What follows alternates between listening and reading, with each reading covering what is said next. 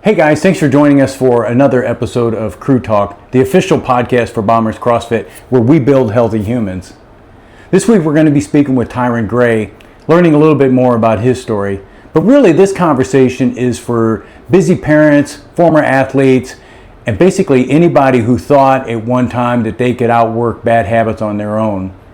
Tyron brings a military background, a decade-long break from CrossFit, and one powerful lesson about why warming up and humbling yourself might be the real secret to longevity. So let's hear what he has to say. All right, Tyron. Hey, thanks for joining us on Crew Talk. If you could, give us a little of your background, where you grew up, your family, that kind of thing. Okay, so I'm from Memphis, Tennessee.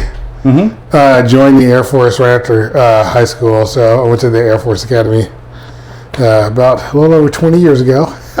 Wow, okay. Started my career as a pilot trainee in Del Rio, Texas, and didn't make it through the program, so I was reassigned to Wright Pat. And I've been here ever since, so it's been in town for about 16 years at this point. Okay. Really long time. So what was growing up in Memphis? Did you have any brothers and sisters? Or? Oldest of five. Oldest of five. Okay. Brothers, sisters, or? Two brothers and two sisters. So there were three boys. I'm the oldest boy, and then the last two were girls, two younger sisters. You all kind of close together in age, or? Yeah. So the youngest is 13 years younger than me. Okay. Actually, the oldest girl, the fourth child, is 10 years younger than me to the day. Okay, all right. So she was born on my birthday 10 years later. So yeah. So I had a sister that was 8 and a brother that was 10 years younger. So I mean, it was kind of like, I don't know, it was almost like a separate family in a kind of way. Yeah. You know? It's kind of weird. It's kind of like a bonus dad or something, you know, like they come to me for all their problems still. Yeah, that's cool. Yeah. But you guys all got along good? Oh yeah, for sure. So did you, what'd you do when you were growing up? So we were big nerds growing up, so didn't do any sports until about 10th grade. Just a lot of instrumental music, like I played the saxophone, bassoon, and stuff like that. Okay. Started running cross country at like 15 and in 10th grade, and just ran cross country and track in high school. What'd your parents do? So my mom did a bunch of different things. She didn't really settle into her career until actually probably my senior year of the Air Force Academy. So, so we were kind of going through the college experience together a little bit. I had just graduated. I think she started undergrad right after I graduated college. That's cool. So yeah, we actually did our MBAs at the same time. That is cool. That is cool. Yeah. Did you? And so Memphis is known for barbecue. Are you a big barbecue fan, or? So I am. I do a lot of smoking and stuff at home, but it's not necessarily tied to Memphis. It's just getting older and just as an old guy, you just gotta smoke meats. Yeah. What is it? Is a man gets older, you get into smoking meats and you become a history buff, like World War II buff or something like that, right? Just kind of Saving Private Ryan out of the background. That's right. So was there military in your family history, or no? No, so in Memphis, growing up, one of the big things is FedEx there, right? So we have FedEx there, and then when I was growing up, this was obviously 25 years ago or so, we were a big hub for Northwest Airlines, which I don't even know if Northwest exists anymore. Yeah, I don't know. Yeah. So we had Northwest Airlines. I think UPS had a big MRO. Presence there, so we had airplanes flying in all the time. Right. So you just see a lot of airplanes flying around. The aviation community is really embedded into the high school system there, and so I started flying actually when I was 13 years old, right after middle school. Really? Yeah. And that's kind of where I decided. It was really kind of one of those decisions. Okay, I've decided I want to fly airplanes when I grow up. Yeah. So am I going to go to college and pay a bunch of money, or am I going to go join the military? So I figured I'd give the military a shot, and that's kind of how it started. But yeah, I'm the only person in my family to have joined the military, and even still, I'm the only person that went through. So what year did you start at the academy? 2004, I went to the prep school. 2004. July 2004. Okay. All right. Graduated in 2004. So it was after 9/11. Yep. Yeah. Yep. And did that have any influence in any of that kind of stuff, or? Oddly enough, kind of. So in high school, I think I was a sophomore in high school when 9/11 happened, and I was actually planning on starting Civil Air Patrol. Okay. I think it was that day, so it was like a Tuesday, and our meetings were on Tuesdays. So it was my first Civil Air Patrol meeting. And my grandmother was freaked out. Yeah. She was like, hey, we're not doing this, okay? I was like, I really want to do it. Like, I kind of set my heart on it. So I started Civil Air Patrol then and kind of went through the rest of high school. And, it was always there, in the background. You're always kind of thinking about it. But I can't say that event dissuaded me from military service in any way. Right. And it kind of changed the purpose a little bit, kind of. It wasn't an academic exercise anymore. It was more like, there was a higher purpose there. Yeah, there's a real thing happening. Yeah. So what was the experience like in the Air Force Academy? It was unique, Because you said you were kind of a nerd, right? Yeah, it was.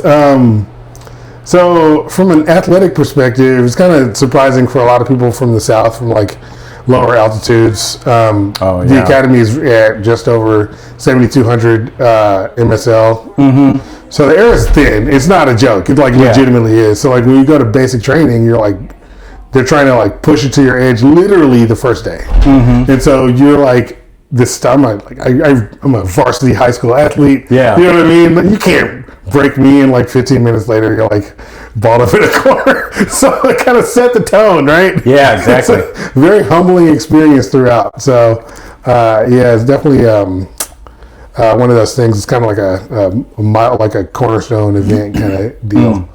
Yeah. Did you play athletics at the academy? No, I didn't. So started out in the Drone and Bugle Corps freshman year. And there's just so much going on. I stopped doing that as freshman year, and after that, I was just like a regular cadet trying to survive. Yeah. What did you major in?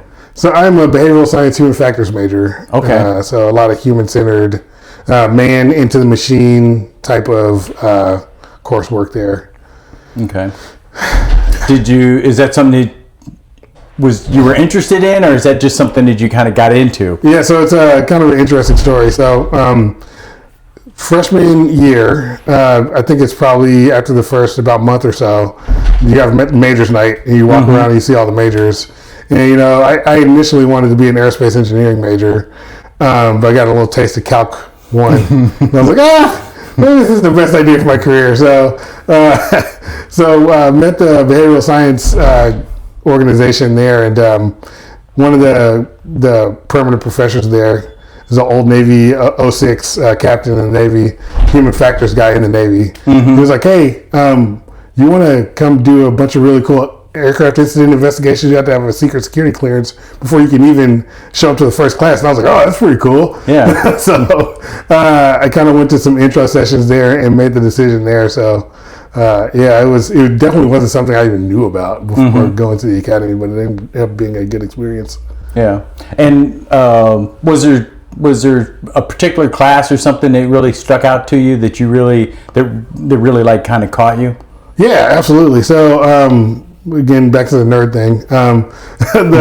We had a class for the science of sleep, which it sounds like a kind of gimme class, but it was actually a lot of biology, physiology, and psychology intertwined into the same, semester-long course. It was actually like pretty rigorous. Like you're supposed to have taken anatomy and physiology and organic chemistry before you started the class.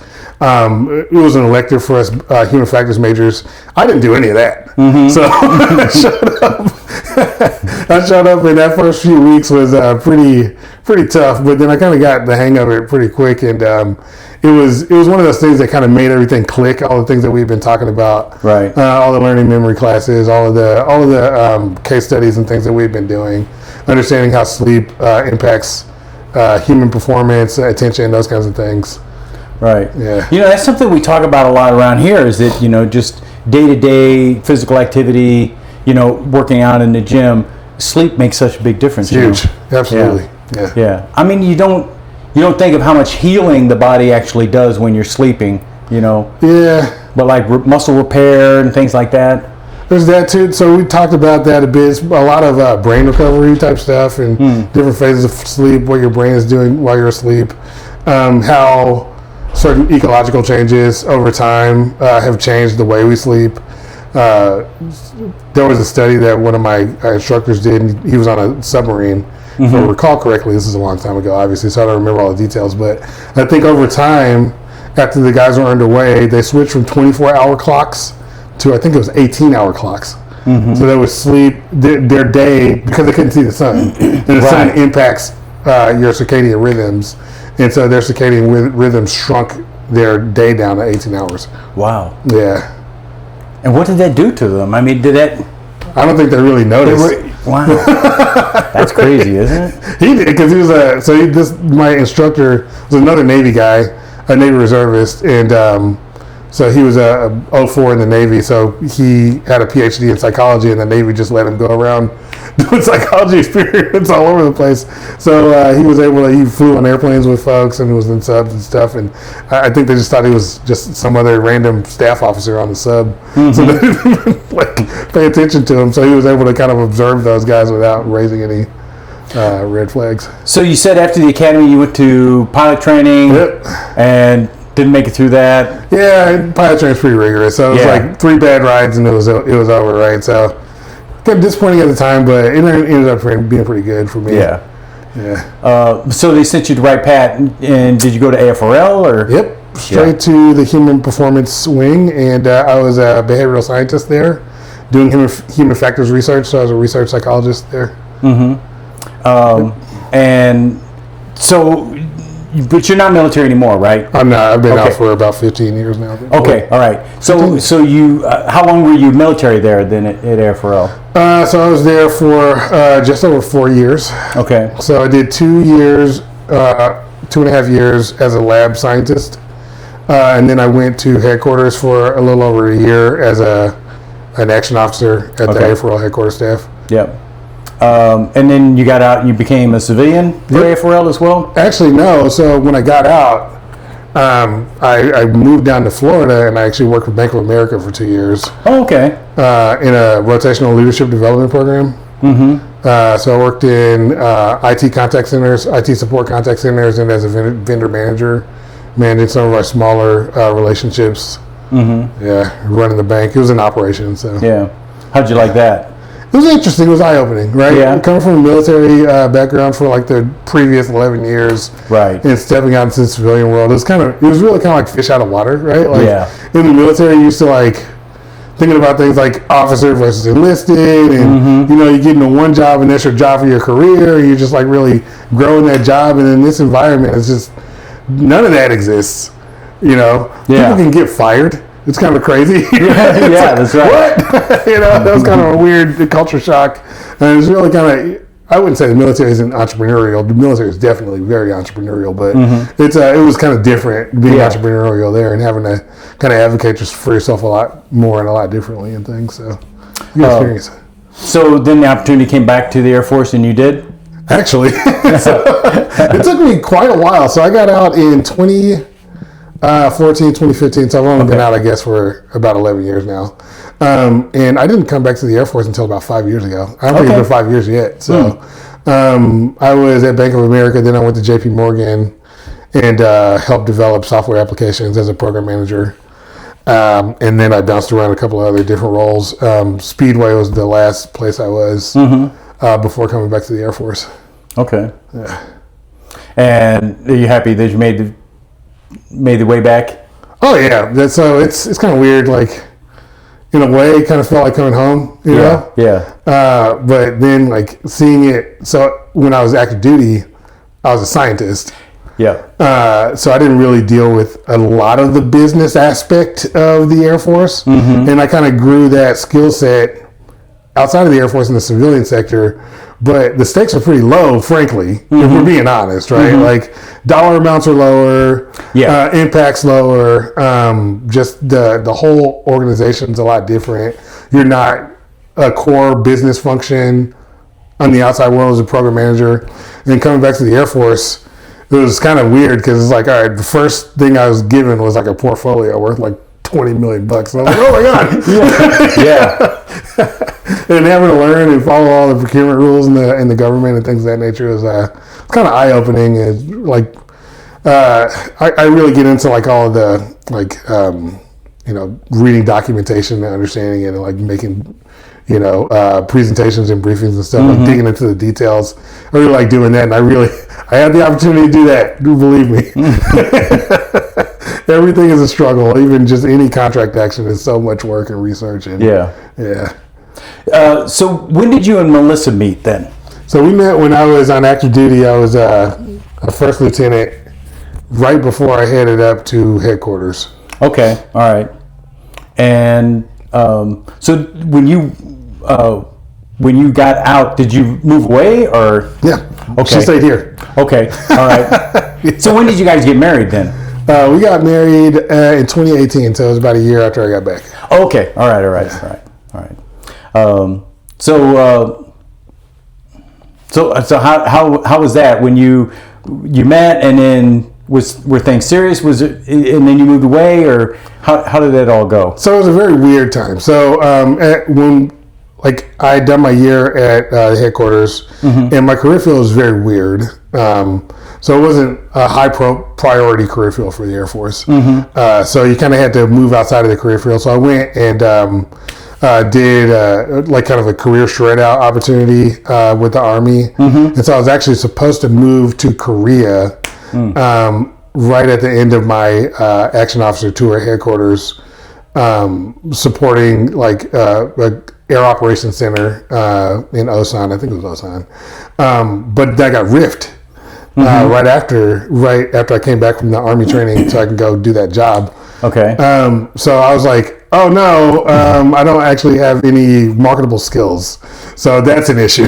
Yeah. And the Air Force gave me about 2 months before I had to get out. Wow. So I was living with Melissa at the time because I had given up my apartment, moved out of my apartment, put all my stuff in storage, sold one of my cars. Like I was ready to move, right? Yeah. And so I was basically like homeless. So she kind of took me in, staying with her for a while. Yeah. And then finding a job after the military was actually really challenging for me. And kind of as I was meeting other people going through a similar situation, I kind of learned like this is a challenge for a lot of us as we get out, like transitioning into the civilian world and trying to find your place there. So it took me from, I would say I probably found out I was being riffed in middle of August. And I took about a week to be upset about it. And then I started trying to find a job. And it took from, let's say, end of August 2014 until March of 2015 before I found a job. So it was about 7 months of job searching and running around and trying to find something. And the opportunity in Jacksonville was just the best opportunity I saw. So we were like, hey, she didn't know that if she wanted to stay with the Air Force or not. So I was going to go down there, check it out, and see what it would be like working for a large multinational company like that. Right. And so we did that for a while, and after a while we were like, yeah, it's probably time for me to come back. So I came back. We got married a year later. Okay. All right. And then you were working around here until you got the opportunity to go back to the Air Force? Yep. Yeah. So so we haven't really talked about, you didn't do a lot of sports at the academy. So what were you doing for like fitness wise? Were you? Oh yeah. So I would play a bunch of like pickup basketball because I hate exercising. I'm not a fan. Especially like running track. Like I think when I started running track as a 15-year-old, I was already kind of like chubby, you know what I mean? So like trying to get to where you could run distance at that age was a lot. And so like I just didn't want to run anymore at all. So I was like, if you put me on the track, it's not happening. Okay, so I had to find something to keep myself in shape. So I'd play basketball probably like 2 or 3 hours every other day. Yeah. Just on my free time. That a lot of just working out with my friends and stuff. And the reality is at the academy, so that's kind of part of it. Like I wouldn't you also do homework and stuff. Yeah. Everybody else is going out on the weekends. I would be doing all that on a Saturday in the middle of the day. Everybody's hanging out with their friends or whatever. Yeah. But you also do a bunch of training. So freshman trainings, you're doing physical training in the hallways, know, and then as you become an upperclassman, you're training the freshmen, and you're doing all kinds of all sorts of military training, marching, and all kinds of things. So you definitely, they make sure you don't get out of shape over there. Yeah. So what about this period when you go to Jacksonville? You've got Rift. How was that being out on your own like that? I mean, because that could be a stressful situation. I mean, it was a pretty odd situation. So I did a military junior military officer leadership development program. So it was cool because I was with 3 other folks who were service academy grads. Actually, we went to Jacksonville together. We were the first cohort of folks in Jacksonville at Bank of America in that program. So it's kind of cool to have other folks that kind of shared a similar background. One guy actually went to the academy with me. He was 2 years before me, and Army West Point person and a Naval Academy person.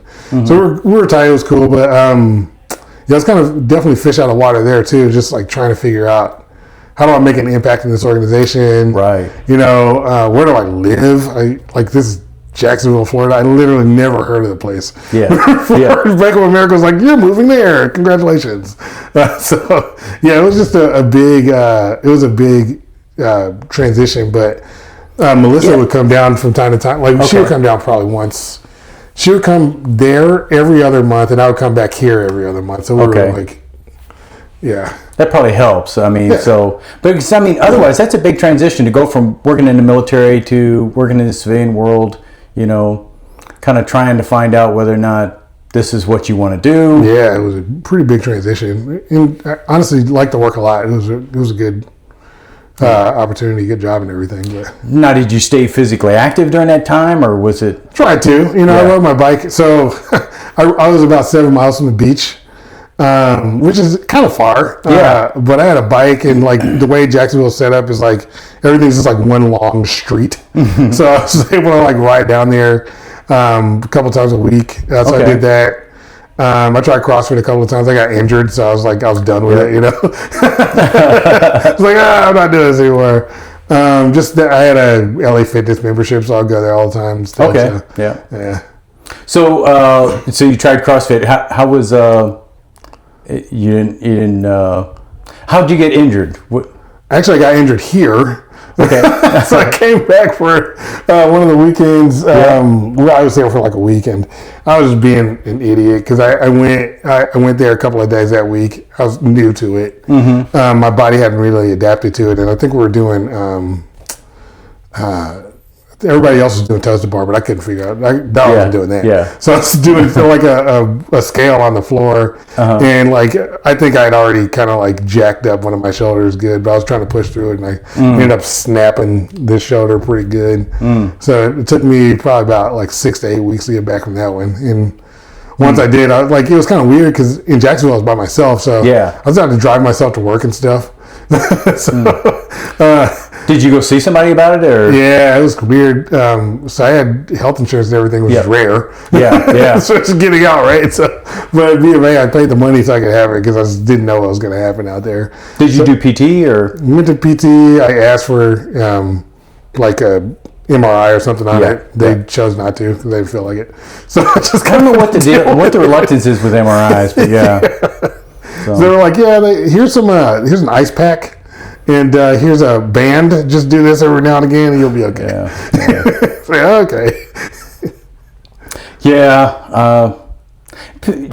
PT sometimes gets a bad rap. I think it does work. I think it does too. You have to stick with it. You got to stick with it. Yeah, that's the thing. You really got to do it.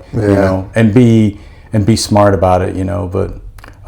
But it is frustrating because it's not fast. Yeah, and I think for me at the time, I had just gotten an opportunity to do a new role, and because Melissa wasn't there, right? So I can set up and work for 12 hours a day. So I come home after work and set up and read all these things so I can learn how to do this job. So I did that for probably 4 to 6 weeks, just trying to understand everything really well. And I was more interested in doing that than I was PT. Yeah.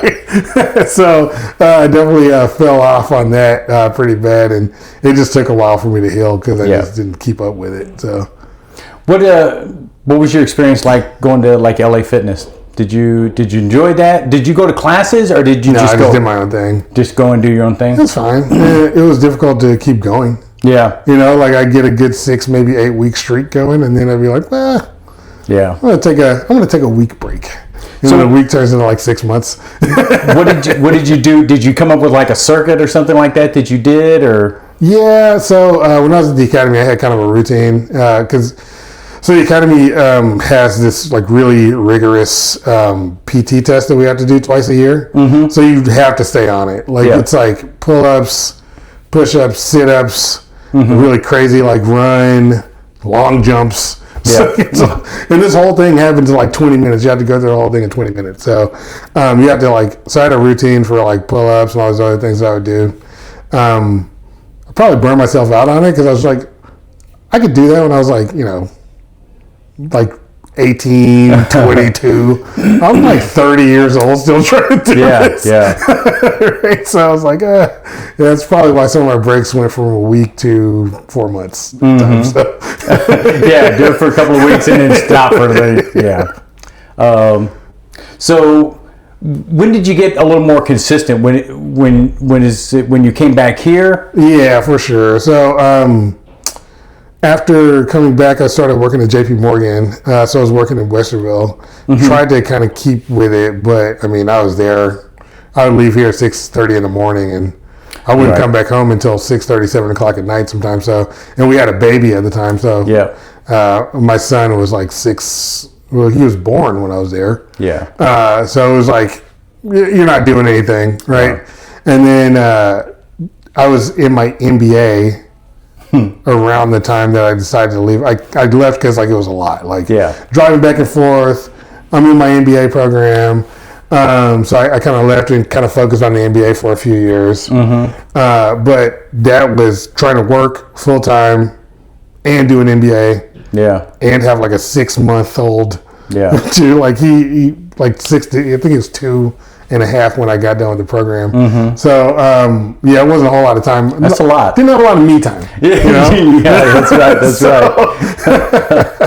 right. So then we had. I eventually got back to the Air Force, and we had our second kid. Mm-hmm. And when I came back, so I was at the Rapid Sustainment Office when I came back, and I stood up a what do we call it?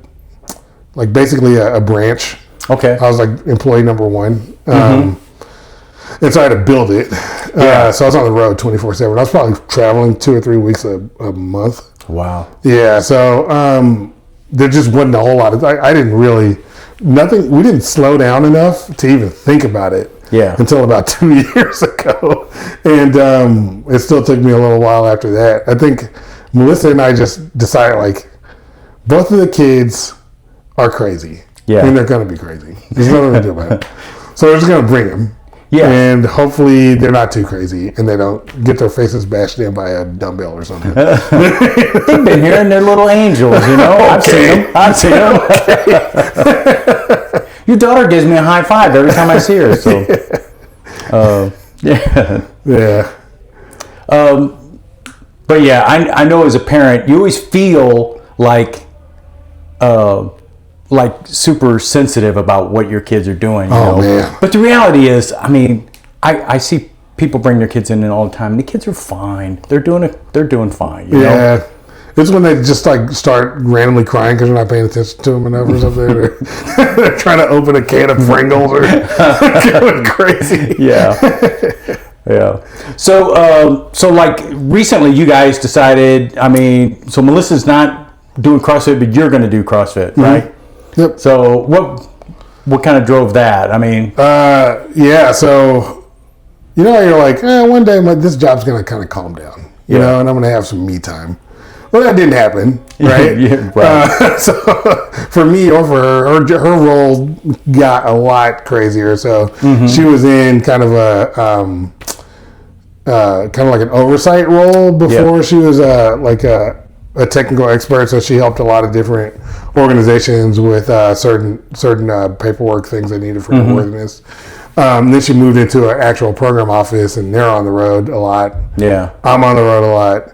And now our kids have done this really cool thing. They've gotten older, and now they have events all the time. So this week we had 1 day off all week, and the next 4 days, each kid had at least one event. Yeah. So it's just, we didn't have time after school anymore. So now she goes to a place really close to our house. She goes at literally wakes up at 4:30 in the morning and goes over there. Yeah. It's nuts. It's just crazy. And then I go after work, and she handles events, and we'll share event responsibilities. Yeah. Yeah. Well, I will tell you from experience that in about 15 or 16 years, it slows down a little bit. So. Yeah, but it does. We're full throttle right now. We're full throttle for a long time, you know. Yeah. Yeah, it's tough. I mean, because kids, man, they start getting busy. They start getting into clubs and into events and activities, and they need homework help, and and you got to do all of that kind of stuff, Yeah. So I think it was yesterday. I had enough time to pick them up, get them home, do my son's homework for 30 minutes, throw some snacks in a bag, get my daughter dressed and get her to dance. Yeah. See, that's why, I mean, a lot of people end up, well, you said Melissa's going at 4:30 in the morning. Yeah. That's the reason why a lot of people do, like I always say, nobody else there's no competition for your 5 a.m. hour. Well, there is. It's called sleep. It's only you and sleep, So, I say that as someone who, a lot of times I go to 5 or 6 a.m., but I take a nap every afternoon. So, There's not a lot of naps in that Gray household right now. Yeah. That's it's the beauty of being retired. I will tell you. So when you came back to CrossFit the next time, what did you think from your first experience where it didn't go necessarily well? What was your attitude coming into it the second time around? I didn't really have one, I was like, I've been thinking about coming back for a long time. It's just, I wanted to come back. I didn't necessarily want to be done, but it's just at the time that I was doing CrossFit the last time, I got injured, and then there was that long wait, and then it was just over the 1 year mark. And because it was a leadership development program at Bank of America, I went into this process of having to figure out what I was going to do in the bank next. Yeah. And that was just a crazy experience. So I was interviewing a bunch of places and all this. I just didn't have time anymore to do that. And then when I came back, obviously we were busy with a lot of family stuff. And so it was coming back was I'd always wanted to start working out again, especially when I was at JP Morgan going to Westville, you're in the car 3 hours a day minimum. So it's just my body started shutting down. Commuting like that in a car. I need to move, but it's just schedule didn't work out. So when I came back, we had just that's it. We're just going to make the sacrifice and we're just going to do it. Yeah. So it was just kind of put your head down and just kind of do this thing. And honestly, I'll say at the time, it was kind of a weird time at work. There was a lot going on. There was a lot of leadership changeover. And it was kind of stressful time. And coming here and just getting smoked every time I came in. The 1 hour a day, I didn't have to think about it. And it was really nice to it is mentally kind of relaxing, get isn't some it? distance from it, And still to this day, so recently, there's been obviously a lot of change with DRP and everything. A lot of people left. The way our organization structure is completely different from what it was 15 months ago when I started this role. Wow. So now I have the responsibility of a branch chief, but I'm not a branch chief because I'm not at that level yet. But they just took the branch chief and moved him. Yeah. And then gave me his job. But that's it. They didn't change anything else. Yeah. It was just congratulations, you're the new guy. So it's been kind of a weird transition. I wouldn't say necessarily stressful, just a lot to keep all the balls in the air. We have a lot less people than we used to. Yeah. So now I'm wearing 2 or 3 hats. So it's kind of nice to be able to I've been stressing out all week trying to keep the kids at their things, their schedule's going, and I'm making sure my team's good. I got folks who are going through all kinds of like health issues. They're trying to deal, like my team and stuff like that, dealing with all that stuff, like as a quasi supervisor. Yeah. So to be able to like take an hour away from that is like really like mentally, it's very like good for me. Yeah, I mean, and that's important to do. I mean, because you're right, the mental stress to come in and get some exercise, I think is really good for you. Yeah. That was one of the things I used to like about working out in the afternoons was after a stressful day, you could come in and just kind of blow the doors off, Yeah. My only problem with that was it was like if you got off work at 4:30, if you left the office at 4:30, people looked at you like you were a slacker or something. Yeah. It's like, a lot of that. Why are you leaving?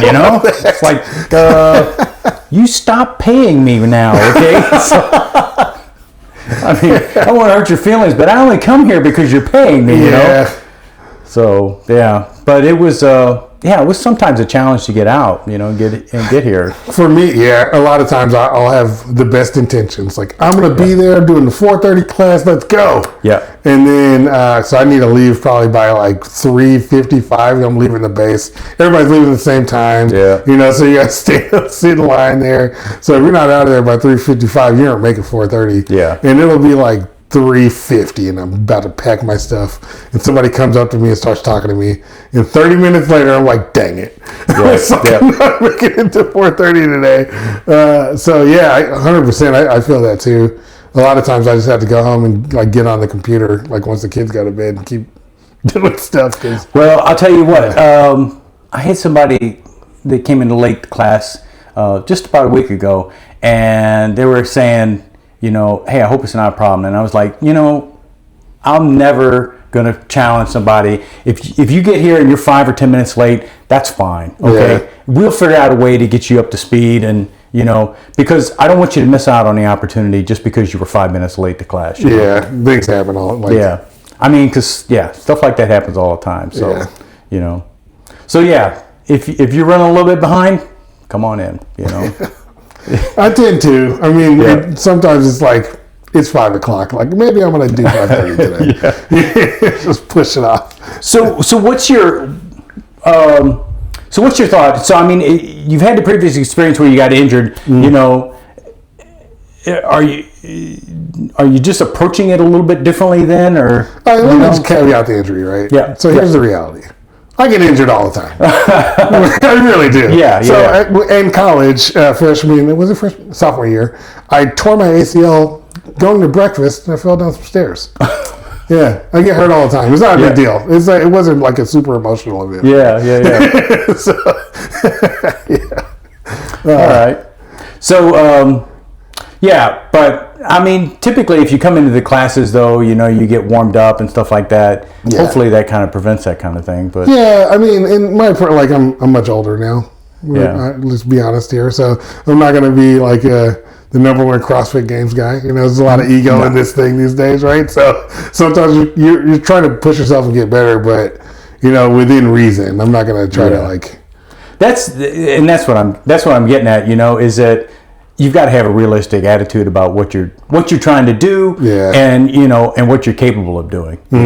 I mean, there's in CrossFit, the idea is that you push with intensity, you work out with intensity, but intensity is different for different people. Yeah, absolutely. And I mean, it's different from day to day. Some days you come in and you're just dragging a little bit, and you've got 30% in the tank, and so I can give you all I got. 30% of it. All 30%, but that's it, man. Yeah. Actually, so I've like over the last year or so that I've been coming, like just have smarter approaches, like learning and like adapting. I think one of the times is probably about 3 or 4 months in, I go back and forth to St. Louis all the time. Like I'm literally there like twice a week or twice a month these days. It's ridiculous.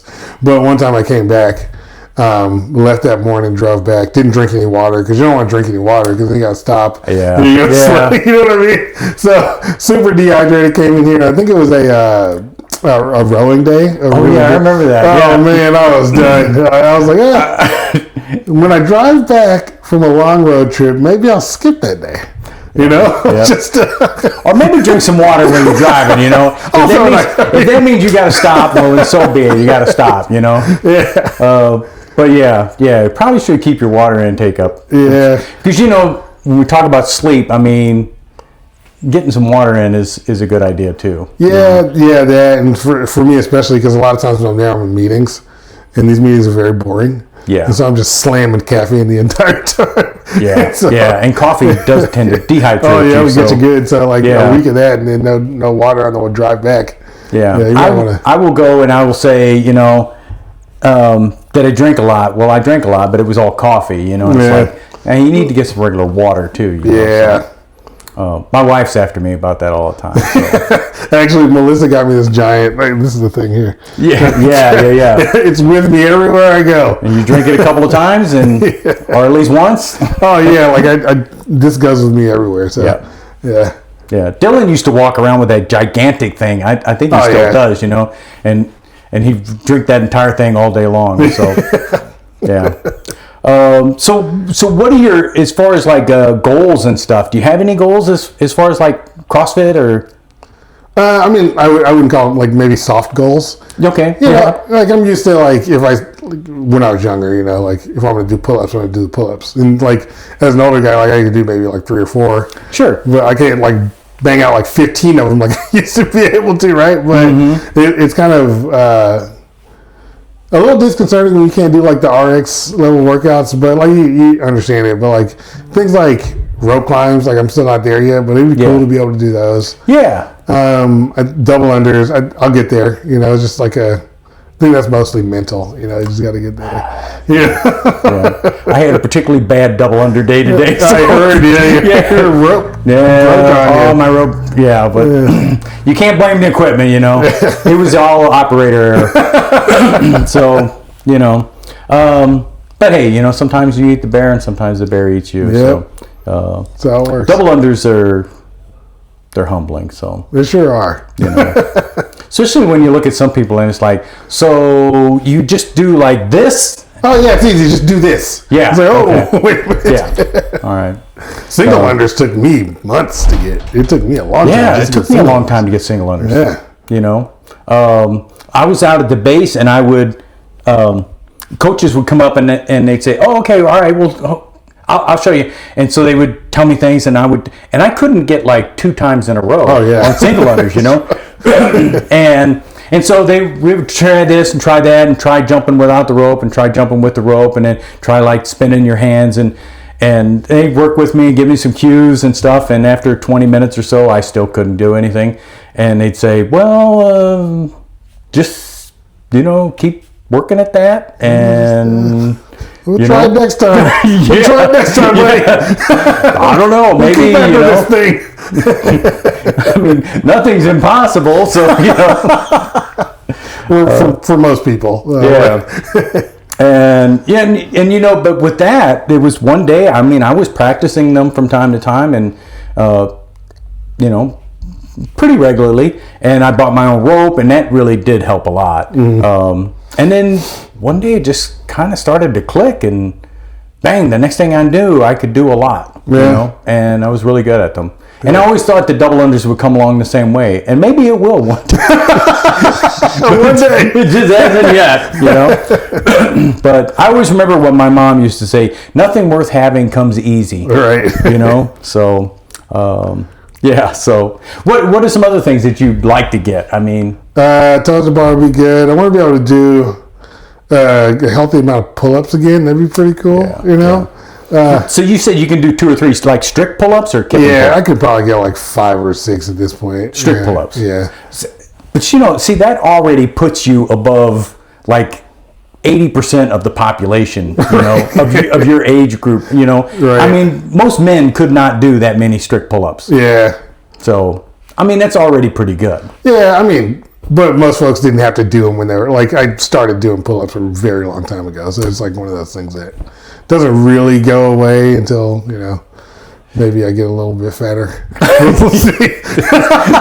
that does hurt, Yeah, it sure does. So, I remember one time well, when I started counting macros and I lost about 20 pounds, and I was like, man, suddenly I could get chest to bars, and it was like, they've become a lot easier. Well, yeah, You're not carrying an extra 20 pounds. Yeah, it's like taking a weight vest off, So, yeah, they did become easier. So, so what do you think about, as far as consistency wise, do you have like an idea of what you want to get? I know they get in here sometime. Yeah.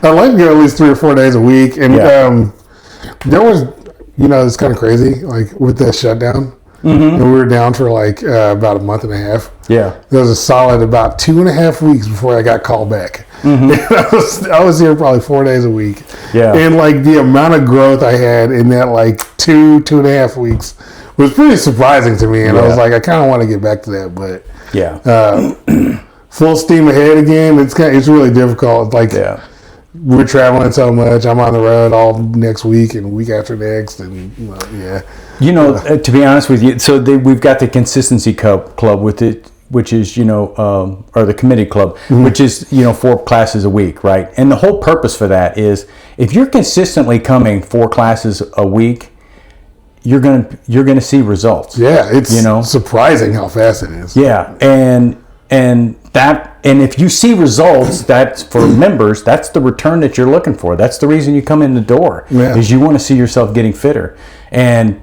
But the reality is, unless you come through the door on a pretty regular basis, it's not going to be bad, but you're just not going to see the same sort of results that you do if you come on a really consistent basis. Yeah, I mean it is huge. You have to be here. You have to do it. So. Yeah, I mean you got to do the work. That's what it is. And it's like, the thing I like about that is it doesn't really matter.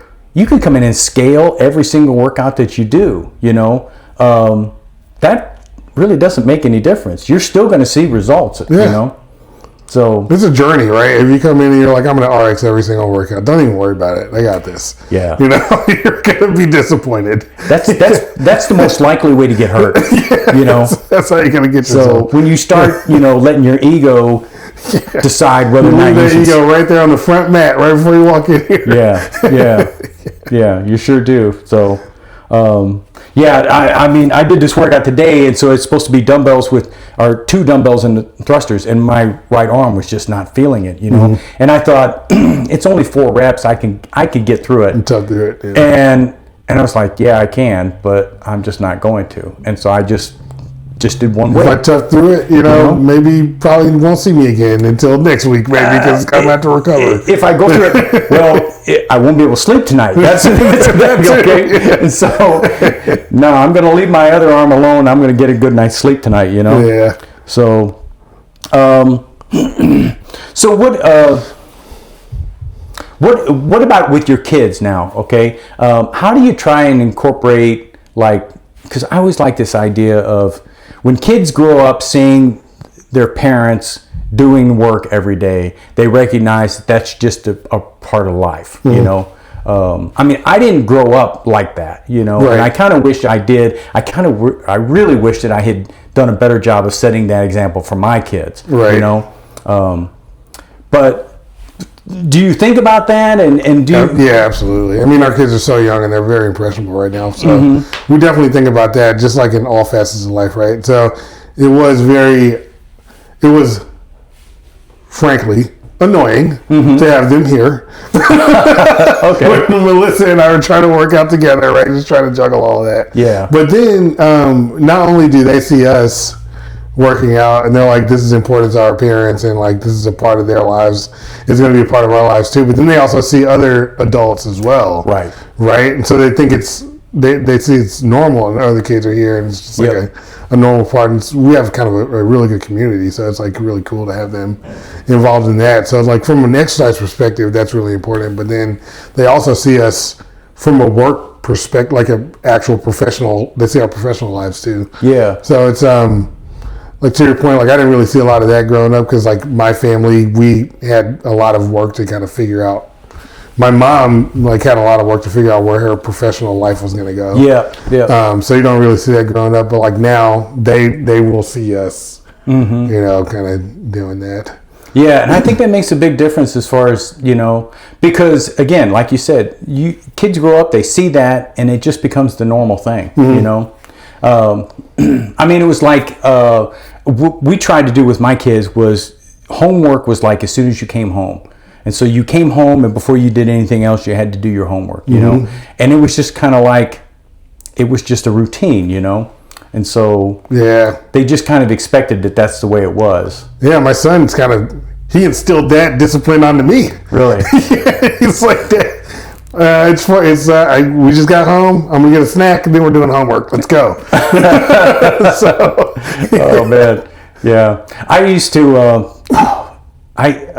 So I'm terrible at math, and my kids would come home and they would have math homework to do, and it was just like I would just dread it, because it's like, they're in 8th grade and they're already smarter than I am, so it's like, yeah.